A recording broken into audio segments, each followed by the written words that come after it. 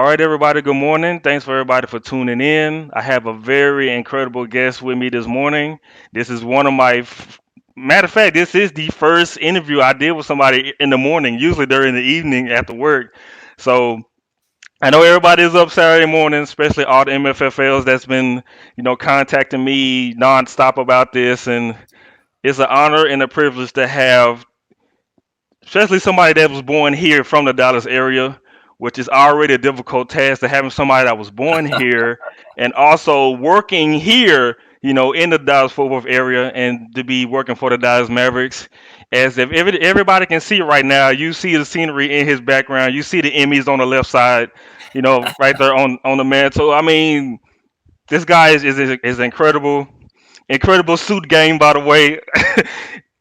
I don't know No where suit, I'm. no suit today, though, Byron. Just Mavs 5K shirt. Yeah. Yes, sir. Yes, sir. And Yeah. I love the T-shirt that you have on right now. So, what you've been doing, man, has been incredible. So, I would like to introduce everybody, to the great Mark Followill. Thank you very much for joining me this morning. How's everything going for you so far?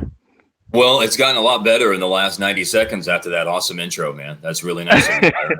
I appreciate all of that. That's great. And it's good to chat with you. To your question, how it's going, probably like a little bit like everybody else. We're all kind of trying to manage our way through this, and there are some days that are better than others. There's some good days. There's some bad days.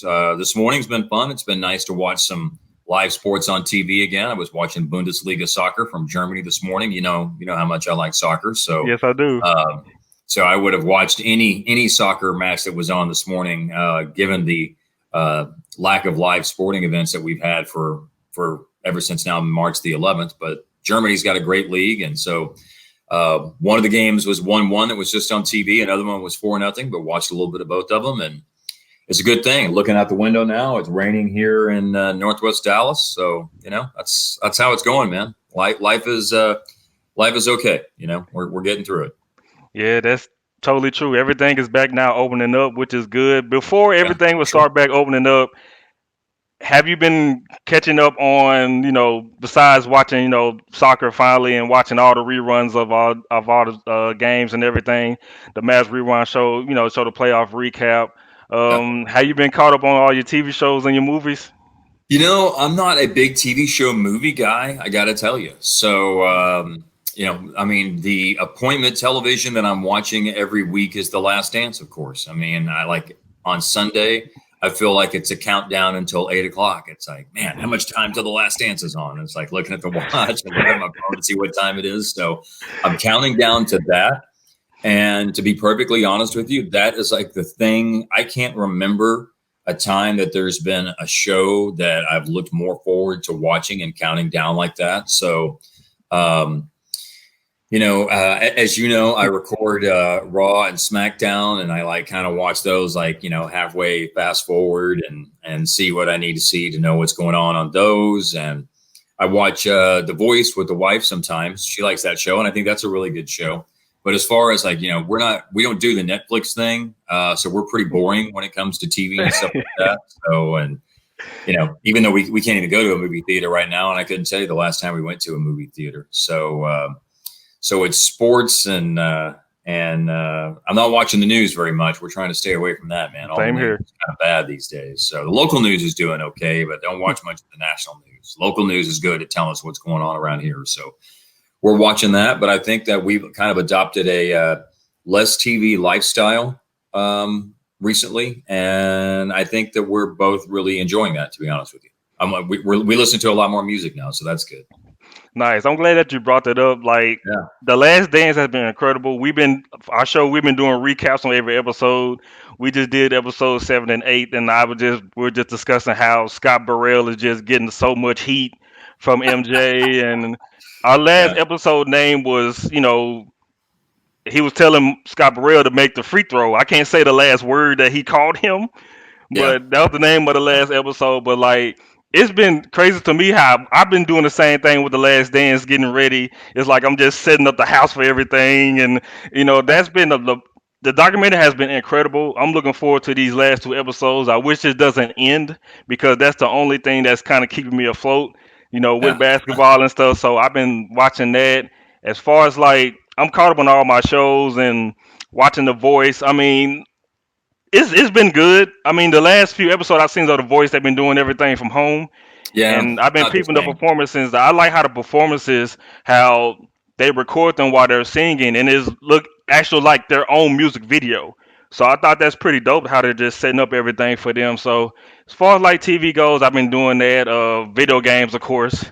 And you mentioning Raw and SmackDown, I am a huge wrestling fan. Also, my younger brother, he has a wrestling podcast. He talks wrestling in all wrestling, AEW, New Japan Pro Wrestling, Yeah, for Raw, sure. SmackDown, all of that. So yes, I've been watching wrestling since I was little. My mom is still a diehard wrestling fan, so I get her recaps also every Yeah. week from her. And I mean, man, this is incredible. But let's go ahead and get started. Being born and raised here in Dallas, They, and I go will ahead. say real quick before you go any farther, Byron. I will say that when it comes to what they've had to do in the world of pro wrestling, they've been given lemons and they've made decent lemonade out of it. I mean, I thought what they did with WrestleMania and like the cinematic stuff with like the Undertaker AJ Styles thing and the way they did that was really neat.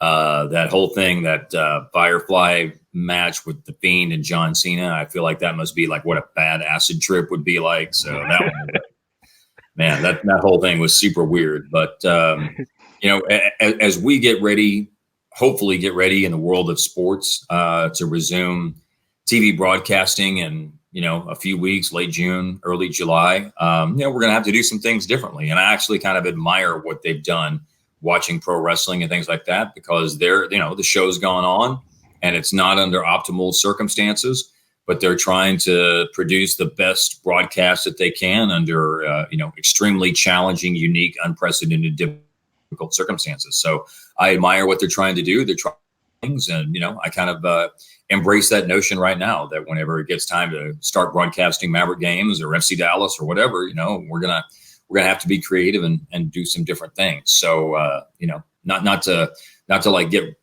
derail it into something I enjoy watching, wrestling, but I will say that those guys have done a nice job trying to make this the best out of a really bad situation. That is true, and I have been Yeah, enjoying them. I mean, just from the WrestleMania standpoint, I mean, I think I like it better. I don't like it better, but I understand not having a crowd there. And sure.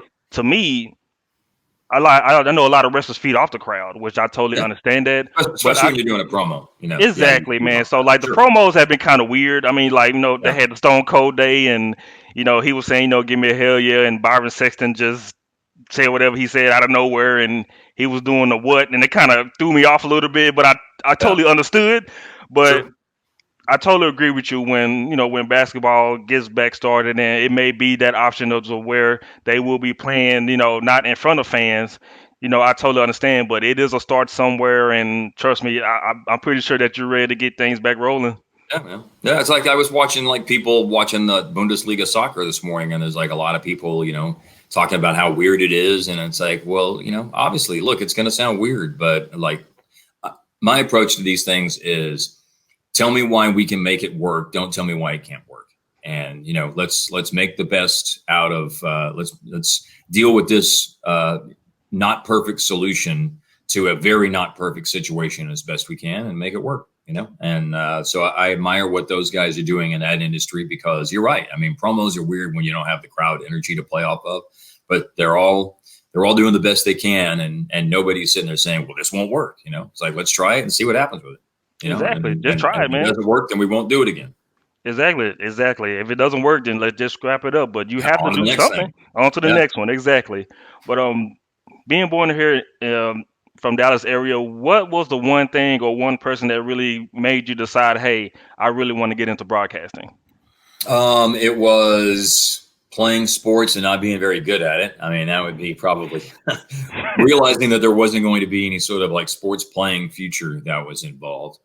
But when I grew up, I mean, people ask like an influential broadcaster for me. And I always tell people this, and this is kind of an old school guy. And I don't know how many people will remember this, but Mark Holtz did Rangers radio throughout the 80s and into the early 90s, and then actually ended up doing some TV for the Rangers in the mid 90s before he contracted a pretty rare blood disorder, a rare form of leukemia, and passed away in 1997. But I always enjoyed how he approached games. And of course, look, it was my local broadcaster, so I liked him a lot. But I enjoyed how he did Ranger games because I just thought he did them with a lot of energy and emotion and enthusiasm and made them dramatic, even though, as you know, Byron, not very many of those Ranger games, let's be honest, in the 80s were terribly dramatic, but he made them sound dramatic. And especially when there was one like Nolan Ryan pursuing a no-hitter, or 1986 when the Rangers were pretty good and when they were independent race, which didn't happen a whole lot when we were growing up, but they were independent race all until about the beginning of September. And he would make those games sound exciting. And just I would listen on the radio as a kid, and I thought, man, I love how this guy calls games. And so that would be somebody who growing up was probably as influential as anybody that I heard, that I've still years later sort of said, stylistically speaking, that's somebody that shaped my approach to how to do it, which is, just the most exciting game is the one that you're doing. And I think, look, here's how I would put it. And I feel like I can say this on your show this way because it has more effect. Rule number one of Followill broadcasting. If I don't sound like I give a shit about what I'm doing and calling, then how can I expect the guy on the couch to give a shit about the game that I'm calling and talking about? So that's just, and I'm sure I hope you don't mind I said it that way, but that's how I would say it to a buddy. And that's how I'm saying it to you, man. That's what it is. Hey, look, man, we're all grown here. You can see what you feel. You know that. We're all grown here. I mean, look, we're here. Hey, man, you're hearing what Michael Jordan is.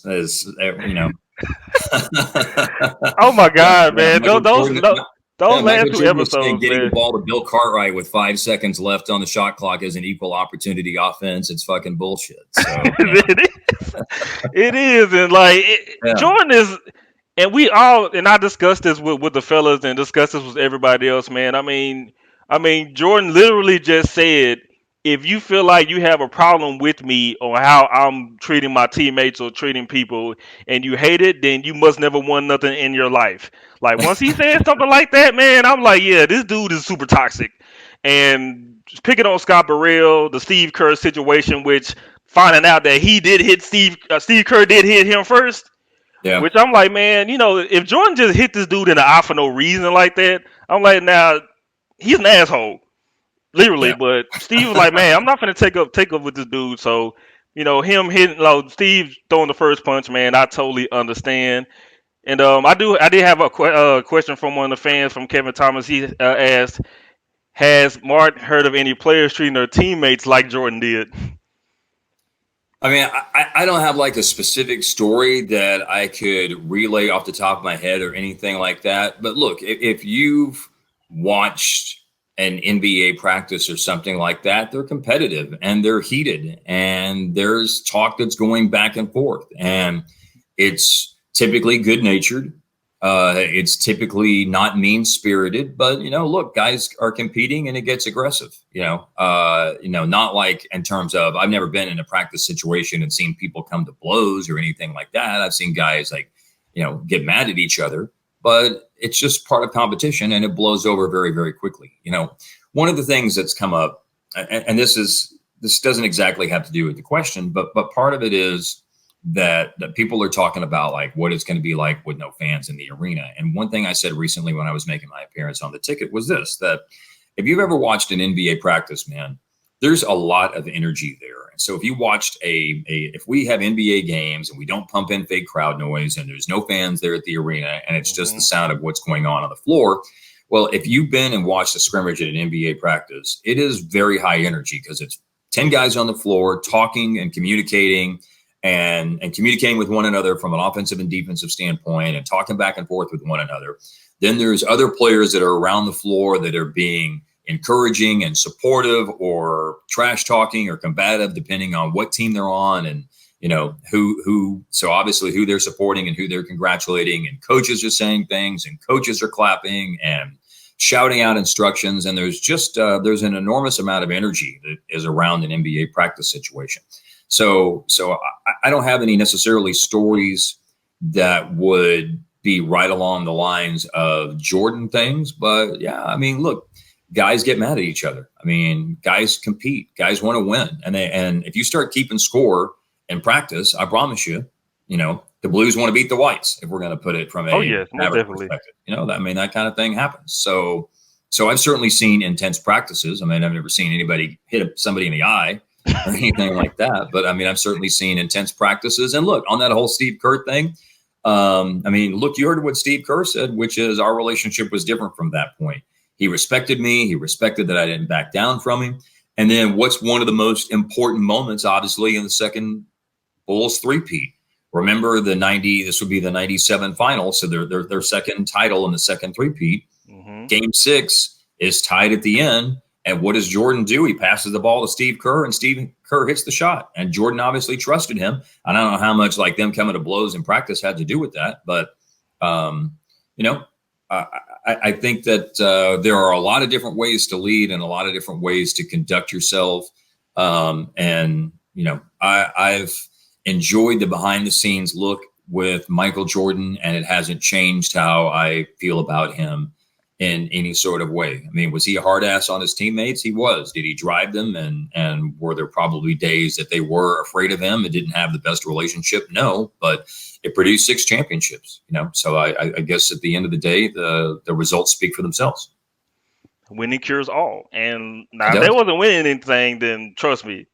I mean, Yeah, with different him, deal, man. yeah, it's a way different deal. Then y'all fighting and everything like that, of course, and y'all losing, of course, it's a whole totally different story. But it never changed my perspective on Michael Jordan at all. I mean, most of the stuff I'm pretty sure you agree with me with this. We probably already knew about him already, but Yeah, just seeing him behind the scenes, like with the Space Jam situation, I had no idea they built his own court for him to yeah. like stay in shape and play like that, and just inviting other players, to play with him. I mean, that dude was like a whole different type of animal, and it's good to see stuff like that from players that you admire. And I think like with him, with his teammates Say, and things like that. Go ahead. yeah, say, man, the funny part about the Space Jam story to me is that when Mike was like talking about all the players that were there, that he specifically listed Sean Bradley. And then Yes. on that Mike brought up Sean Bradley, and then on the show the other day, there was a picture of shirtless Sean Bradley dribbling up the floor, and it's like, man, that was an interesting look. So Sean Bradley starred in Space Jam, man, yeah, and he he did, man. like he made the casting call. Yeah, Nothing against Sean Bradley at all because it did fit the perspective on one of the Monstars being so super tall. And yeah. I mean, I know I'm going in depth with Space Jam. Like it was one of my favorite movies growing up, and now that you watch it as a grown up, like everything else that I watch now as a grown up, there's a lot of weird stuff going on. I have a lot of questions to ask, and especially when the Monstars thing happened, and you see the Lakers and Coach Dale Harris and Vladi and Anthony Pig Miller saying, "Hey man, this is going on," kind of like right now with this pandemic going on. Like, hey, change in the locker room. You know what I'm saying? It's crazy how you see that, and now you seeing what's going on right now. This fit the perspective of everything with Space Jam. So, but again, Sean Bradley was invited to hoop with Jordan on the Space Jam set, and and he shirtless and also shirtless a Sean shirtless Bradley Sean dribbling up Bradley the at that. floor. Yeah. A shirtless Sean Bradley dribbling up the floor, and he acted in a movie with Michael Jordan, man. Like it can't get any better than that for Sean Bradley, man. Yeah. Like a thug tear came out because it's like, dude, Sean Bradley got invited to these and starred in the movie, so that just made me just respect it even more. So Sean Bradley, Look, dude, man. Let's break it down this way. Okay. This right here at the top is Sean Bradley being in Space Jam. That's the top of his career. This down here is Tracy McGrady dunking on him. So that's the spectrums of Sean Bradley's career. He got to be in Space Jam and hang with Jordan and play in those games, and then McGrady dunked on him, which is still to this day the most terrifying posterization in-game dunk that I've ever seen, because that basically ended the man's career. it did, and I was just about to Yeah, get to that. That's the last we heard of Sean Bradley at the I mean T it Mac, was. and that was it. And my brother's favorite player is Tracy McGrady. So Yeah. think about like how many times my brother bring this up and send me a picture of that damn near every day just to piss me off. Like, hey man, look at this. I know he's listening and watching right now. So Yeah. right now he is very happy about you saying He's all about, fired up about that. oh my goodness, man. And I mean like he's my brother's built like T Mac and everything. You know what I'm Yeah. saying? So like he appreciate the dunk all he got a post at the crib with it. everything like that. So he trolls me every single time with it at It's all, like man. the three greatest dunk on somebody moments. And I'll still say that T Mac on Bradley is number one because that ended his career for Yeah. all intents and purposes. But obviously, the DeAndre Jordan on Brandon Knight would be another one. But I think the dunk that makes me laugh and that I enjoy watching is the Sean Kemp dunk on Alton Lister And the finger point that, because oh my he God. dunks and he lands on the floor and then looks at him and is like going, like Those, like look, Mark, those finger points, like, first of all, you use both arms to point at me while I'm on the ground. yeah, Second of yeah, all, to me, on the court, playing what we playing, not necessarily saying that word, but those fighting words. yeah, I man. have a Yeah, right. that's I like a have a right 25 to. game suspension now. I have a right to get up and hit you with you doing shit like that. Now, granted, I couldn't defend that because I got dunked on, but Yeah. you pointing at me, right? 25 game suspension. I have a right to retaliate. So next time going down the floor, if I'm going through a screen and I'm about to trip you or give you a hard screen like that, you deserve to get that. There is no way if I'm out on list, I'm going down and give you a handshake or a high five after that. Oh, you got me. No, f that. Yeah. I'm Yeah. pissed right now. I'm not doing that, man. And I like that you said that. And also DeAndre Jordan on Brandon Knight, man. Yeah. I thought he died a little bit, like, because he just laid there, and that was the most disrespectful thing I ever seen. Just somebody getting dunked on like that, and it's crazy because I know before everything shut down and we had a game and I saw Brandon Knight, and it's kind of sad because I wanted to speak to him, but the only Yeah. thing I could think of was just like DeAndre Jordan just posterizing him, and I was like, damn, should I even ask him, like, how So you disrespected you said just feel? if you were Alton Lister, then you would be mad about that and you would be cool with it. But see, one of the things I always respected was, do you remember the Lance Stevenson? This isn't dunking on somebody, but this is the Lance Stevenson Jeff Green play. Do you remember that from a couple of years ago, where Lance had the ball and crossed him over? And I mean, it was the biggest example of breaking somebody's ankles and having them on skates, where like Jeff Green fell back after Lance's crossover. Lance made a jump shot, and then Lance turned around and like did this Did like, I remember did, that? yes, hey Yeah. man, look, Mark, come on, man. You But the this is funny all thing this about is that, all instigation right here. Yes, the that's funny thing disrespectful. is that in the locker room after the game, that they were talking to Jeff Green about it, and Jeff Green was so cool. He was like, "Yeah, man, he crossed me. What do you want me to say?" I mean, it's like, it's cool. So I admired that he had a laugh about it, and he didn't seem like he was offended. And plus, it's the wildest in-game NBA celebration that didn't have to do with the buzzer beater, basically, or like Right. winning something of significance.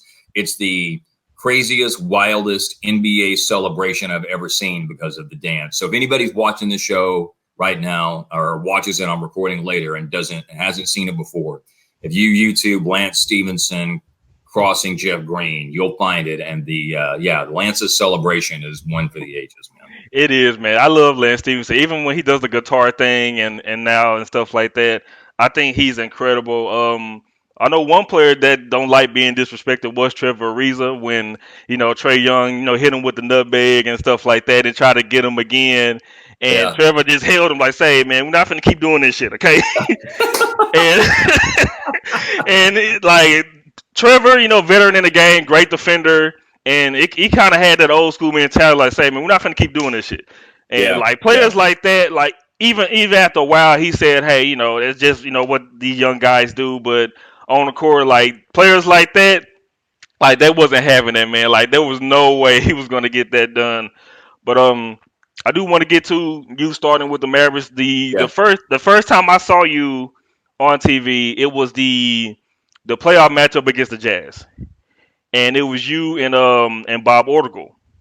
And I think I may be That wrong. was no, that was Matt that was doing that. I did some radio back then, but that Yeah, was yeah, still remember that was still Matt Penta doing okay. that. Yeah, that was it. And I Okay. think I forgot what game it was. I think it was a game where it's the first time I saw you on TV. Or The first game that I did do was a game. I'm sorry, the first game oh, go that ahead. Bob and I did do together was at Utah. I thought maybe you were talking about the Utah playoff series It was back in the yeah day. yeah it was the Yeah, playoff series. and Yeah. and it was in Utah, and that was the first time I saw you on TV. And I don't know. I mean, I'm pretty sure you may have been like super nervous and things, but I guess it didn't really start so well. But at the same time, it's like that whole game was so magical because they had to come back in the fourth quarter, and former Mav great Calvin Booth with the layup to put the Mavs ahead. And once the game started going for you and everything was calmed down, like that's the first time I ever saw you on TV. Can you recite to me everything that was going through your mind before and getting started with that game? Like just recite to me everything that was going on from that game. Well, I mean, like the first game that I ever did was a radio broadcast in 2000 down at the Alamo Dome with the Mavs and Spurs. And so that was, I got filled in. Matt Pinto was doing TV then, or Matt Pinto was doing radio then. JD was doing TV, Jim Durham, and Jim had to miss the game. And so Matt went up and did TV and I did radio. And so that was my first ever game. And the interesting thing about it was that like I wasn't too terribly nervous. I knew the team. I'd been doing like a lot of radio studio broadcasts, where they like throw it back. This is when the games were on KLIF way back. Yes, sir. So they would throw it back to me to do the pregame show or the in-game scoreboard updates from around the league or the halftime show. And so I knew the team. I didn't have anything to be nervous about because it was just kind of a one-shot deal. And I remember how great Nelly was to me before the game when I had to do the interview. And I think he might have sensed and maybe, that there might have been a little bit of nerves. And so, he made a couple of funny jokes before we did the interview that were, clearly designed to just kind of put me at ease and make sure, hey, man, don't worry about it. Everything's cool. And so when I think back about like some early games and things like that, there weren't a whole lot of nerves for me or anything like that. I think probably when I started doing TV games on a full-time basis in 2005, there were, because that was just such a different transition because I'd never really done much TV. I mean, I'd done just a very, very little amount. Mostly what I'd done was radio. And so to be honest with you, like switching from radio to TV was kind of a challenge just because, I was used to like, the radio play-by-play guy describes everything and talks all the time and says everything and is like, 80% of the broadcast. And obviously TV is, an opportunity for the analyst to really be the star of the show and to break down the finer points of the game. And so, learning and knowing how much play-by-play to do, how much to pull back, how much to stay out of the way, because I thought my strength was being energetic and being enthusiastic on the radio and describing all those things. So it was an adjustment, and there were some nerves moving from radio to TV because of that aspect of it, and just the being on camera part of it too. Because at first, I think that probably more than anything is what was the adjustment. And it's like, what do you do when you're not talking but the camera's on you? And there's there's different schools of thoughts on it. But how do you do that and look comfortable and look relaxed and don't look like you're nervous? I mean, obviously there were some adjustments with that, but hopefully as the years have gone on, I've been able to work that out and get through it. And it has worked out very well. What I like, how you present yourself on TV. Like you already have the deep voice already as it is, so they're gonna pay attention to you regardless. But I like how you're so like respectable, clean cut, very smooth demeanor. Like you don't go overboard or over the top. A lot of like your sense of humor is very is very like trying to find a good way to put this. It's very underrated because a lot of people don't think that you have a great funny personality outside because hey, I listened to you on the ticket before, Yeah. way before you started doing the Mavs broadcast, and Yeah. even towards the fact of now that you was doing a post game with them, and you call in from time to time. Like I've been listening to the ticket for so long, and just by hearing you transition from the ticket to the Dallas Mavs, I mean, just by sticking with you this whole time, man, like it's been an amazing journey. And like I said, you're one of my top broadcasters of all That's, time. And that's nice, man. I on appreciate that. broadcasting one of my favorite teams, man. It's been like great for you. Well, the being at the ticket and working there for a long time, I think has really helped me from a broadcasting perspective. And look, there's all kinds of theories on how to do it, and there's no right or wrong answers. Of course, it's all basically a stylistic thing, and you hope that enough people sitting at home on the couch and or watching on their phones nowadays or whatever like what you do. But I think what I learned at the ticket is that if you're counting on people just to want to listen to you for what you have to say about the big sports news of the day, then you're always going to be kind of contingent upon that. And what I think I've learned and what I've tried when appropriate to apply from my time there to a Mavs broadcast is make people get invested in your personality. Say funny things, say goofy stuff.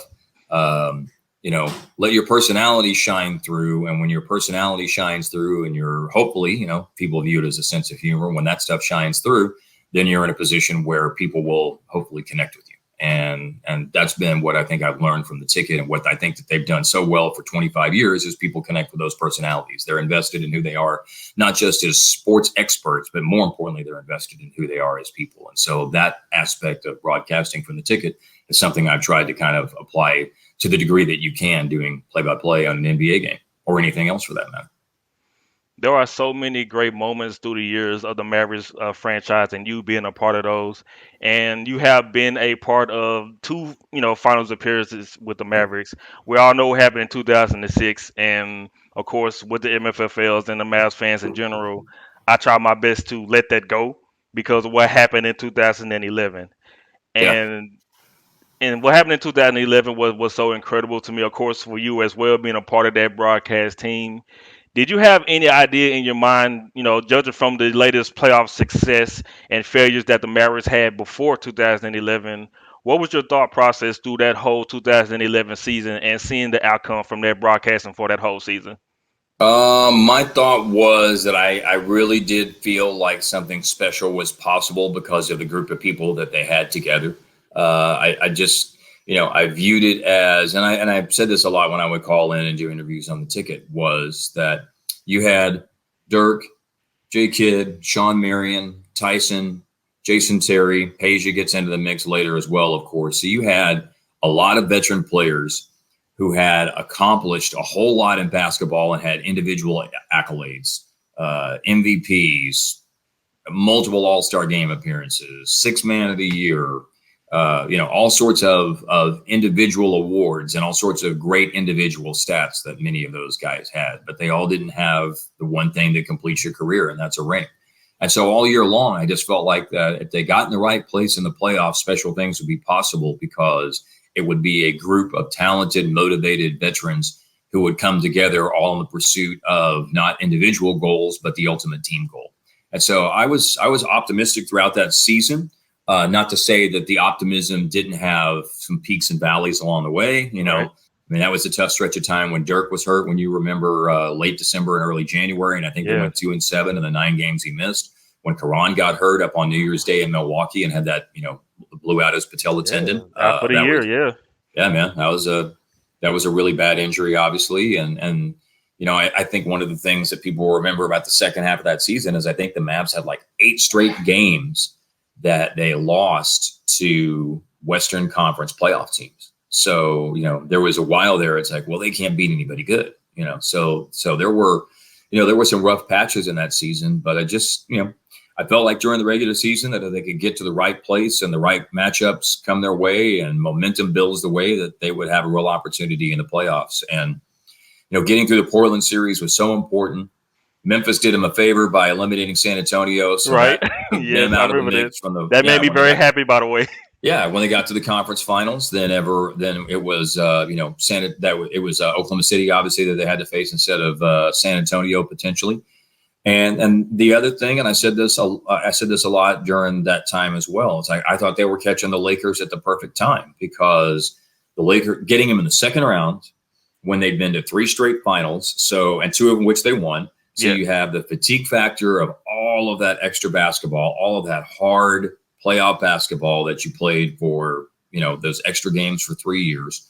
And then for some players, obviously not Kobe, but for some players, you would say, okay, what's the hunger level after you've won back-to-back championships? And if you get them in the second round, it's still a little bit early. They still probably don't have their playoff groove just yet.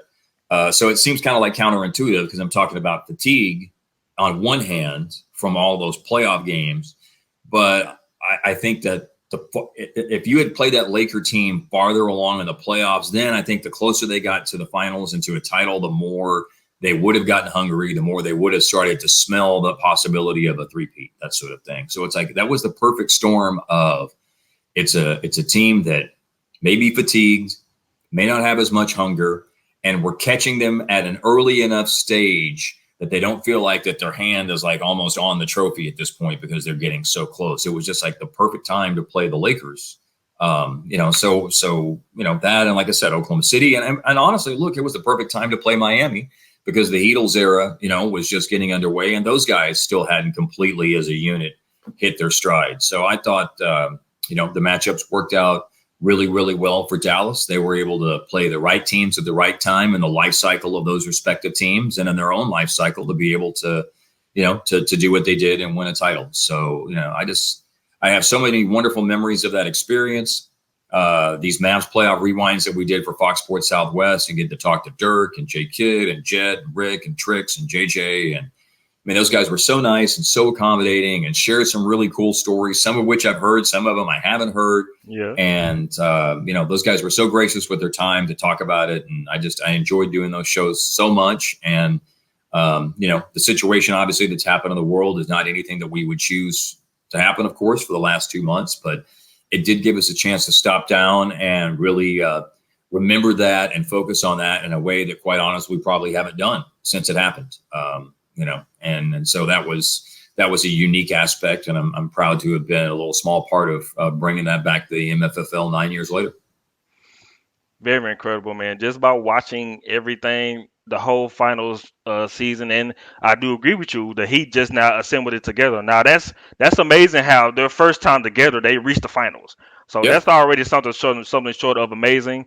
But I yeah, think like with the team that the Mavericks had as a roster in general, because you had potential scoring already. I mean, it was unfortunate Ron Butler did go down, but yeah, I like the fact that we had so many wing defenders.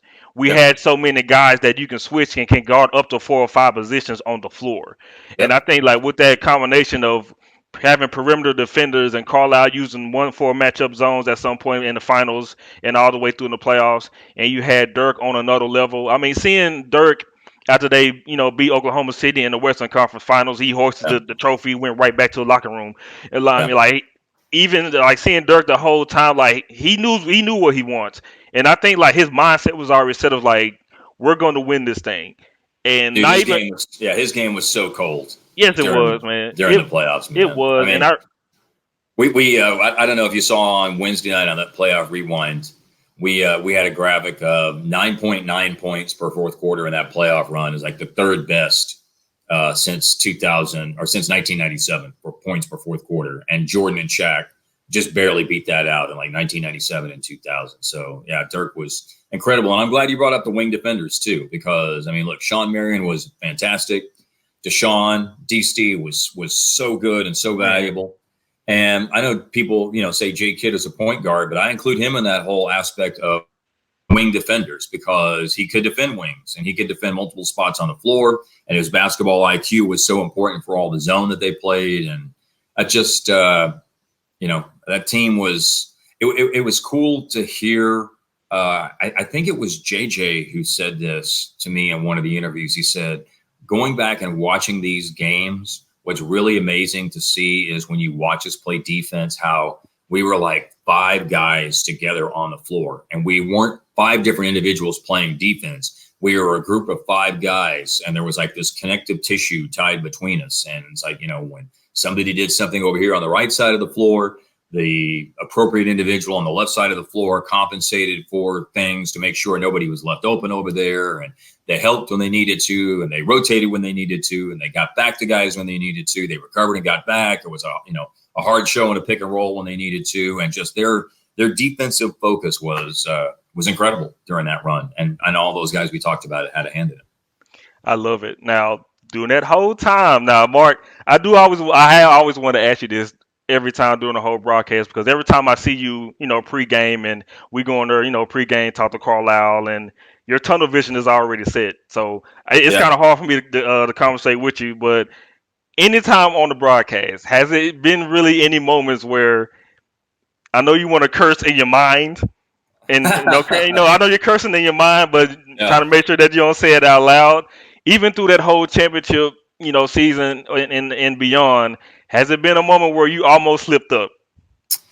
No, there hasn't been. I mean, I think that during that run, I mean, Coop did the games on radio after the first round. So Yeah, for it me on did. TV, that Brandon Roy game in Portland, if there was a moment, that was going to be the moment to flip up when he was Oh, doing Roy was that. so incredible, man. Oh my Yeah, goodness. man, he had that 4 point play.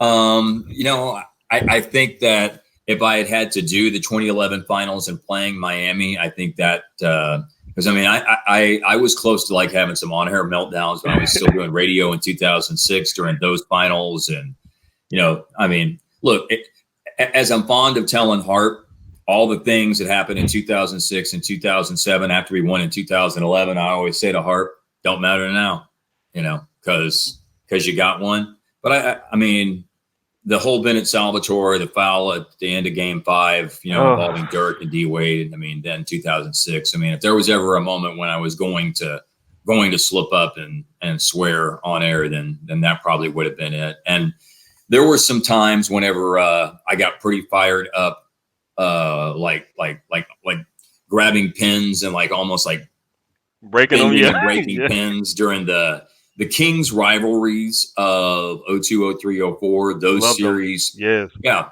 those games were really good and they were really close.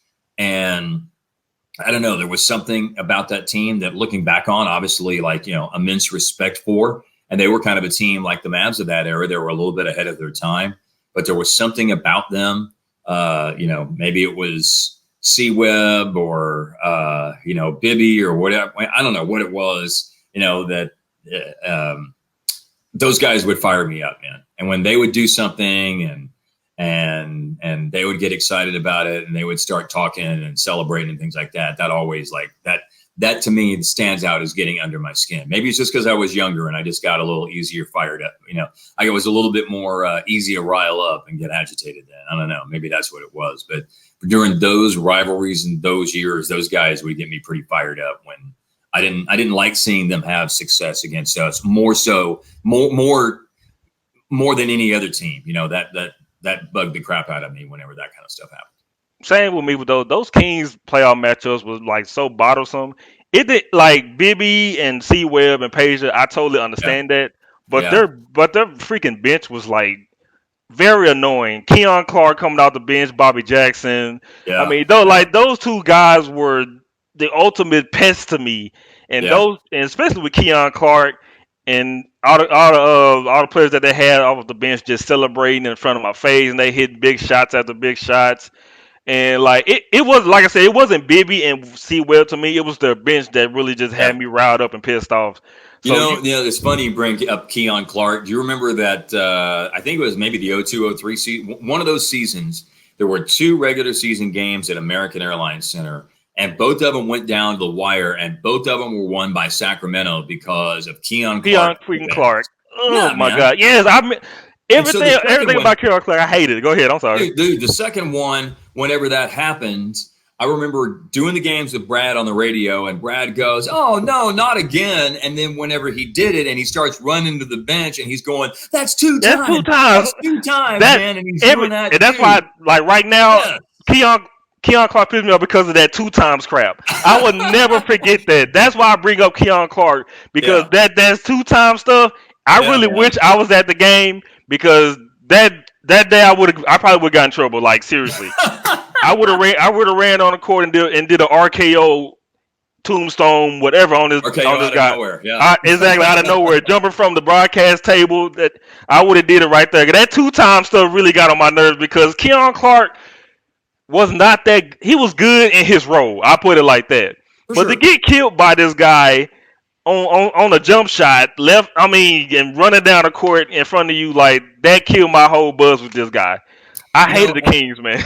and I got to say, I guess I forgot about this, but the Spurs of that era too. Yes. Like I think my angst level going into that series against them in '06 was kind of at an all-time high as well because I didn't like how And, and I would always say this to people whenever, like, and I would talk to people from San Antonio, and they would, like, get on me about this. And I would say, well, look, the reason I don't like this is I think Tim Duncan is better than this. Tim Duncan does not need every time that he thinks there's a foul or something like that to go, to do all those like crazy faces and eyes bug out the way that they would. And it's like, he's better than that, man. He gets calls. This guy's a great player. And gets them. Yes, he gets them. He doesn't need to do he's that. the most laid back guy, most soft spoken guy I ever seen. But those facial expressions every single time gets him those calls, and that really pissed me off. But every single time. I mean, look, at the end of the day, with all this stuff, from the MFFL perspective, I mean, again, all of those heartbreaks, like I said, don't matter now because we got the title in 2011. So if you take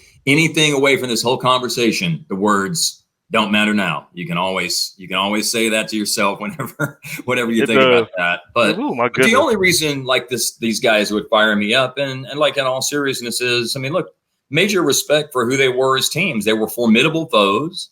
It hurts to be affiliated with the team and to lose the farther along in the playoffs that you get. And especially when you lose to when you see the same group of guys multiple times, that feeds into it. And then, you lose to those guys multiple times, then that just makes it more difficult. So like all of these things are all meant, man, that was big thunder. Wow. I don't know if you could see the light. I just heard it on my side too. Yeah. I'm right by the window. Yeah, my Wi-Fi is still working, so that's good. But all that stuff is just out of respect because they were good teams and didn't like losing to them. Man, you wanted to beat their ass because you knew if you did, then you'd done something. Right. And even though like the Mavs and Lakers only played each other one time, and obviously the Mavs swept, I think I probably would have felt the same way about the Lakers had the Mavs and Lakers played a lot in the playoffs in the era since I've been doing games. I mean, I think about them playing in the 80s, but if they had played a lot in the era that I'd been doing games, I mean, I'm sure that I would have had a lot more disdain for some of the individuals on the team at the time than I did because, we never, only played in the playoffs one time. But all that, like I said, is born out of the fact that you just want to beat these dudes. I mean, that's what it's about. And it's nothing personal or anything like that. It's not like I don't, I respect everybody that puts a uniform on in the NBA because if there's anything I've learned in 20 years, Byron, of being around the game is it's hard as hell to get there. And the only thing harder than getting there is staying there and succeeding and being able to carve out a long and productive and successful career for yourself. Because what you see when you're around the team on a day-to-day basis, and I think you see this too, but maybe traveling with it, I get a little bit even more of an appreciation for it is that it's just the amount of work and practice and energy and focus and dedication to your craft is immense and enormous. And, it's not just rolling the ball out there and I'm talented, so I'm a great player. No, there's just a lot of work and dedication and effort and practice and things that go on behind the scenes. And so I just, I as a close observer, obviously not no personal experience speaking from in terms of the playing side of it, but from a close observer of it, I understand what it takes to get there, or I think I learned to appreciate what it takes to get there, and even more so appreciate what it takes to stay there and be really good. And so, when we talk about this stuff about all them dudes, yeah, they piss us off, but it's just because they were winning, and you don't want to lose, man. It's nothing meant disrespectful. All right, one more thing about the title team, and this is always a question I wanted to ask you. After the Mavericks winning the title, seeing that roster get depleted, due to the new collective bargaining agreement kicking in, would have liked to see that roster stay together and at least try to repeat with that same roster and try to repeat for the title and defend the title? Sure, of course. I mean, who wouldn't have? And I think even Marcus sort of said over the years that, he wishes he could go back and have a do-over on that, and to the extent that, he brought Tyson and JJ back. And, it would have been fun. If nothing else, look, this is supposed to be an entertainment business and it's supposed to be fun for the fans. And so think of how much fun we would have had in that year afterwards.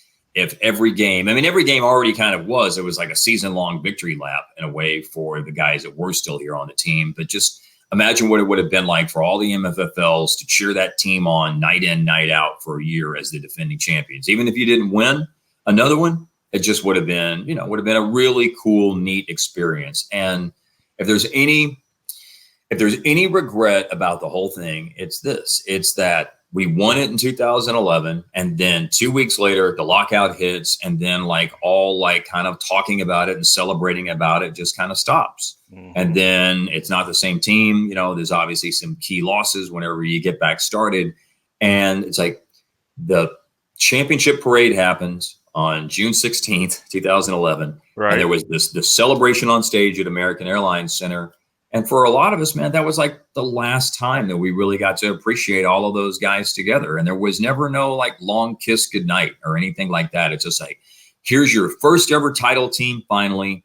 And then 2 weeks later, we have to like basically act like they don't exist because we're in a lockout now. And Hmm. then when it comes back, it's not going to be the whole team. Now, I would say that that impending lockout and all of the things I think that people knew might come about because of it, I think fuel the motivation and the vibe around the team that brought out the best in them that allowed them to win.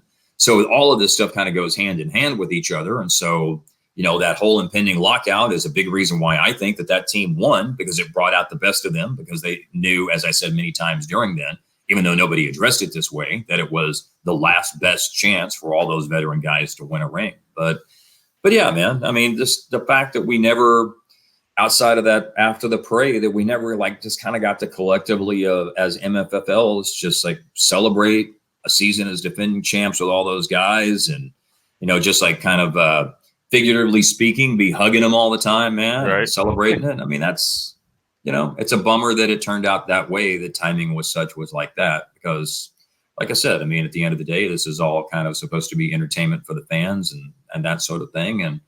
And we because of those circumstances missed out on what would have been a really entertaining, rewarding experience for the fans. But it is what it is. I'm a whole lot happier about winning one than I am lamenting not winning two. Yeah.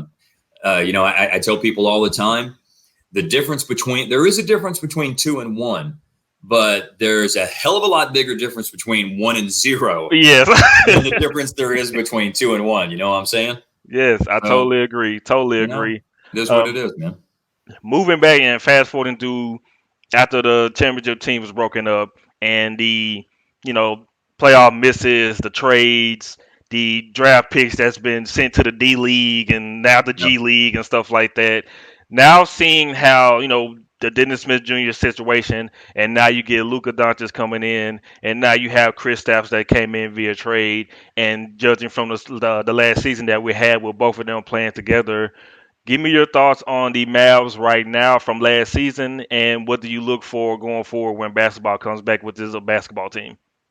Well, look, the future is bright, and this was such a fun season. And imagine how much better it could have been had we been a little bit better in close games. And so I hope that's something that's going to get better as time goes along. Obviously, because they were really good. Luka Magic last year with all the great stuff he did Yeah, in late games last year was as a pardon me as a rookie was really special. So I think we need to get back to that in terms of being better in close games. But it was a really fun year, and I think it's a great building block to set the stage for the future. Now, going into this year, my feeling was this team needs to make the playoffs, get in, and then everything is gravy, because Luka and KP need to experience playoff basketball. And if they get swept, they get swept, whatever. I just want them in there to get a feel for what it's like, and then that's going to help them get better and grow moving forward. Now it's like whatever sort of playoff basketball we're going to have is not the same thing as what playoff basketball is normally going to be. So look, they're going to benefit from it. It'll be a great thing. Um, but it's going to be different. It's going to be weird, but I guess we'll figure that out whenever we get to it, whatever it's going to be.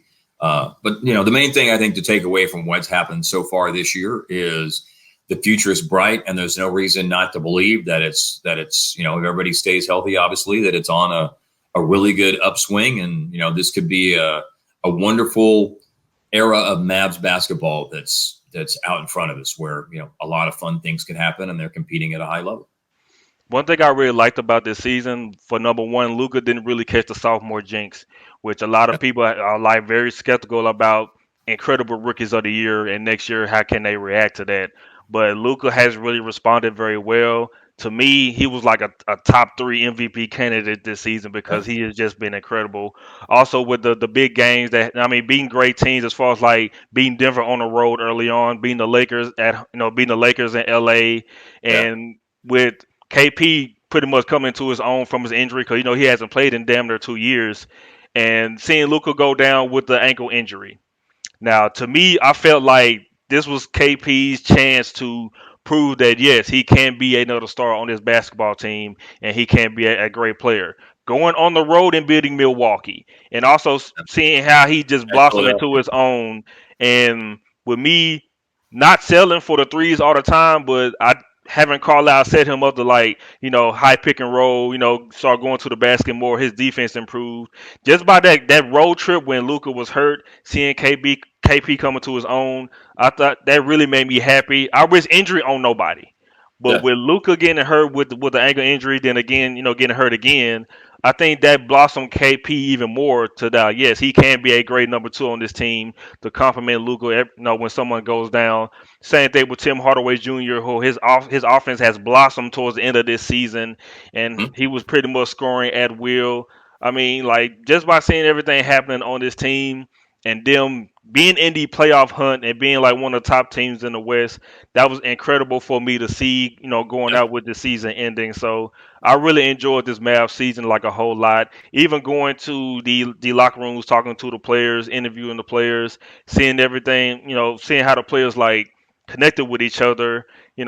JJ still being on his team, being a veteran leader. I mean, picking up Michael Kidd, Gilchrist. I mean, even with the team that's assembled right now, I really like how everything was going towards the end of the season, and I'm really Yeah. looking forward to, when everything picks back up.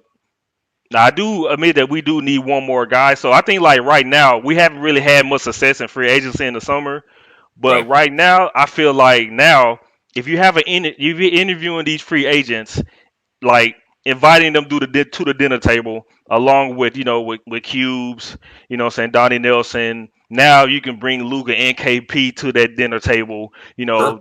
So now like you have more to bring because I feel like the torch has been passed pretty good now with Dirk being gone. You have two incredible superstars. Mhm. That can complement that because I always felt like I really want a roster assembled. Now I felt like they should have like rebuilt and just build it from there and not rely on free agency so much and just build it from there, which I totally understand how things goes.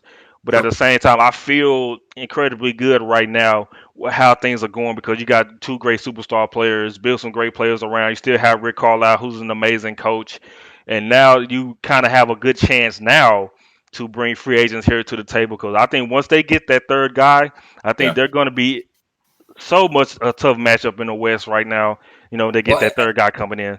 I thought the second time that Luka got hurt, I mean, like you said, you never want to see anybody get hurt, but that was really when KP's game took off. I think that last game of January against Houston was where it kind of started, and then it moved on Yeah, going forward. I mean, the guy was conference player of the week. His numbers were so good in one of those weeks there, right at the end of February. I think bridging over into the first game of March or something like that. So I mean, he was really good. I love what Hardaway's done since he's gone into the starting lineup. Finney Smith has blossomed into a oh my fantastic goodness, two-way player. The the best three-point he's percentage the has best been, two-way player on this roster. yeah. I mean, he's Yes, the he is. three and D is as he's got the three now. He always had the D, we know that, and now But the his three, three's oh my here. god, them corner threes. I mean, Yeah, him crashing the glass, like he's a great yeah. offensive rebounder, by the way. And he's And really one of the most important players on the team right now because he does things that complement what everybody else does. And Kleba's such a great guy to have off the bench. And sometimes he can start, sometimes he can play off the bench. But I was yes, really happy with how he stepped forward and his game improved this year. So, all of these things are reasons for MFFLs to feel good about the future. Of course, it's got to keep on trending up, as we know, in life, and the NBA is just kind of like that. You never know what's around the next twist and turn as the river's bending along and stuff like that. You hope that something bad isn't around the next twist or turn or whatever, but that is always part of it. But there's a lot of good things to feel positive about right now from an MFFL perspective in terms of having the stars and having the complementary players and having a good third guy right now. I mean, look, it's an upgrade business, and I get that. But I've thought Hardaway's been fantastic this year when he moved Yes. into the starting lineup. Man, the stuff that he did was, the best stretch of time in his career, undoubtedly. So I've really, really enjoyed watching him play this year. All right, Mark. Without using bias at all, I don't want you to be biased here. Okay. Give me your all-time Mavs starting lineup. You got also with a six man. Well, okay. Well, the power forward is Dirk. The center it's got to be Tyson. KP could certainly make his way there soon, but I mean, Tyson is Tyson. Look what he did for us. Mm-hmm. Rowe is the two guard. Nice. Jet is the sixth man. The small forward is Mark Aguirre. The point guard is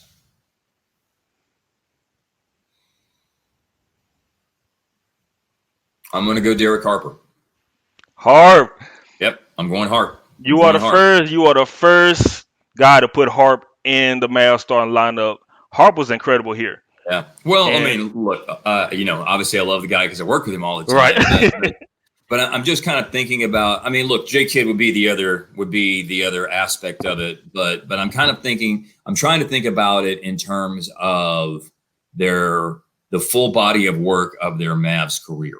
And I mean, Harp is the team's all-time leader in assists. He's the team's all-time leader in steals. None of those records are going to go away anytime soon, for sure. Numbers in the rafters. Played here over a decade. We got J Kidd at the very beginning of his career and at the very end, and obviously he contributed to a championship. But and of course that's a huge thing. But I'm thinking about the longevity and being here in the prime of your career and accumulating individual franchise milestones matter to me. So that's why I would probably say, yeah, Harp's my starting point guard, Rowe's my two guard, Mark's my three, Dirk's my four, Tyson's my five, because, when you look at the five, I mean, look, the debate is Tyson or Porzingis, and Tyson was only here 2 years and Porzingis has only been here 75% of a season. And, and Tyson, one of his 2 years was winning a title. So he's got to win that debate. And then to me, the sixth man is, there's no debate about that. So I didn't mean for it to turn out that way, but you know how it turned out? 3 guys from the 80s and 3 guys from the new era. So I love that. I love that because I'm real big on attendance because I have like an attendance theory when it comes to teams, and I'm real big on longevity. So for you to say Harp is your starting point guard, that brings a smile to my face because a lot of people say, hey, J Kidd. And like you said, we had J Kidd at the beginning and at the end. But his longevity as a player here, it doesn't really count up and match up to the stats and the records that Derek Harper has as a starting point guard for this basketball team. And having Harp, having Aguirre, and having Rowe on your starting lineup, because that 1988 Dallas Mavericks team taking the Lakers to the Western Conference Finals for 7 games, that's when I first became a Dallas Mavericks fan. Now, I was young as hell, but at the same time, I was old enough to understand how good this Mavericks team was, rocking the Reunion Arena. And that's when I became a Dallas Mavericks fan. And that's when I first met Cuban in Reunion Arena also as well. Not back in '88, but when he first took over the team. And that's when I first became a Dallas Mavericks fan. So you having those 3 guys in your starting lineup, man, salute to you, man. That's awesome. I gotta let me see if I can find it on my. I wonder if I have this on my phone. So when we did the jersey retirement ceremony, oh man, I'm not sure that I saved it. Oh, here we go. Was it for Hart? Okay, so this is something that needs to be stated about Hart. Okay. When he retired, and I still have this on my phone from when I wrote it down from for like stuff around his jersey retirement 3 years ago. So beyond the stuff that he leads the Mavs organization and steals and assists, and he'll have it for a long time. He's one of only 3 players to spend at least 12 seasons with the Mavericks as a player. He and Tyson Chandler are the only players in Mavs history to be picked on the all defensive team. He still holds the team's single season, or he holds the team's single game playoff records for assists in a playoff game and steals in a playoff game. So get a load of this, man. When Harp retired from the NBA in 1999 after 16 seasons, at that time, and obviously a lot of people have passed him since then, but he ranked in the top 12 in NBA history in games played, assists, steals, and made three-pointers at the time of his retirement. Wow. And, still shares and the New York Knicks have been around since the 40s. Mm-hmm. He still shares the New York Knicks, because obviously it's not going to be broken because they hadn't hardly played any damn playoff games in the last 20 right. years. Had to take a shot at them. Hey, man, do what you got to do, man. You got to do what you got to do, man. Go ahead.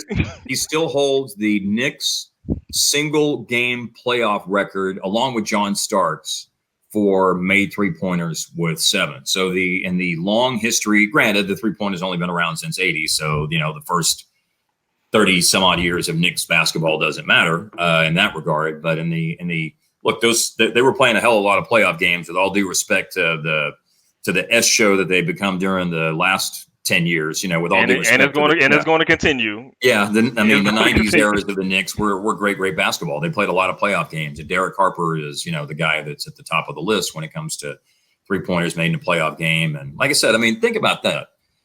He retired from the league, and he was in the top 12 in NBA history at the time of his retirement in games, assists, steals, and made threes. So dude had a hell of a career. So I don't know how I can leave him out. When you think about that, and you think about his Mavs contribution. And that's how I find out that, yeah, exactly. How do you not put him in your all-time starting lineup? Because, everybody's looking forward. But if you really paid attention to the history of the Mavs, from the 80s and beyond, you would appreciate Derek Harper and how much he contributed to this basketball team as a franchise during the years, man. So, but broadcasting with Hart, man, I know that's incredible, working with an all-time Mav great like that. Also working with my guy, Skin. Skin's my guy, man. That is my guy. Great people. Good people. And it's so great working with Harp, too. He's just he's always been so, he never carries himself when he's talking with Skin and I about, well, I played in the league 16 years and, about 1,200 games, and you dudes didn't. He enjoys talking ball with us. We enjoy talking ball with him. I've learned a lot from him. We could do a show sometimes on things I've learned from him, of just, the eyes through which he watches a game, and the stories he's told me, and this, kind of thoughts about the game that he shares and the way he watches it. So it's been nothing but, it's been fantastic in terms of working with him. Indeed, Mark, thank you very much for joining me this morning. Man. To me, you are a broadcast Hall of Famer. That's so nice of you to say, man. The Emmys in the background speak for themselves. I can't wait for us to get back in the AAC and start getting back to work. Mark, thank you so much for joining me, man. You're incredible as always. I need to look at your closet because I need to get one of your suits. It was this green, pin. I don't know if it was pinstripe, but it was green and cream colored suit that you came in one day. I was like, oh my goodness. Now I don't know if you green suit's one of my favorite ones. My wife, who's in the other room right now, probably listening, she hates that suit. She says that's your leprechaun suit. So are you gonna get rid of that? Oh man, no, you can't get rid of the suit, man, because every time I think about your suits, man, I just think about you just going in there and just jacking, Michael Buffer's closet every single time I see you, for pregame and stuff like that. But Mark, thank you very much, man. I really appreciate you joining me this morning. We will get together real soon. Byron, thanks for what you do, man. Number one, you were incredibly gracious and incredibly nice today, and I really appreciate all the nice things that you had to say. But you're out there helping promote the good word of Mavericks basketball and helping draw more people in to be fans of the team, and building we're always welcoming people on the MFFL bandwagon, and guys like you that do these shows and come and cover the games and all that sort of stuff are a big part of that, man. So much respect and much love, and I'm happy to be on your show anytime. Thank you, my man. Thank you, man. All right. Enjoy the dentist, and I will talk to you very soon. All right. Take care, buddy. All right.